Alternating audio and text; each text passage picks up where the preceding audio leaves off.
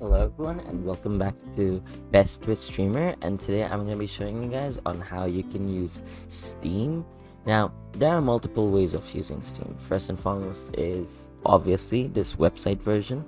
As you can see from here, I'm logged into my account, and if I want I can basically buy any games. Obviously granted I need to have the money, but yeah, if you have the money you can buy almost any game you want. And honestly that's about it.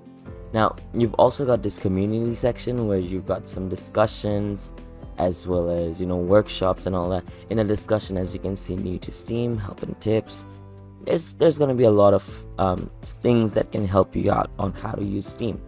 Now the most important part about Steam is making sure you install it on your PC. Now if I press on install right here, as you can see, download Steam, blah blah blah, right?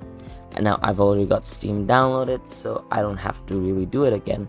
All I gotta do is basically go to my desktop, launch Steam, and that's gonna be it. That's it. It's as simple as that. So I hope you found this video helpful.